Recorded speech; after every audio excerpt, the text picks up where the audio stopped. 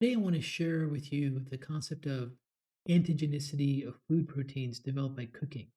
Or the combination of foods. So, one of the things that you have to understand is when people do a food sensitivity panel, what they're basically doing is they're having a test done where there is a dish, different wells in there, and these different wells, there's different food proteins in there.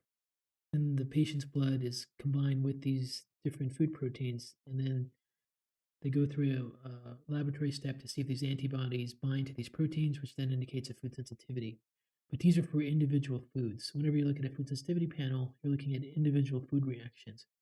However, the literature has identified that many times people react to a combination of foods. And really, what an immune response is to a food protein is there's an immune response to an amino acid sequence, or to the shape and structure of amino acids in the food protein. And what happens is when people combine foods when cooking, that changes the structure of the protein, and the combination of foods may then make it actually reactive for some individuals.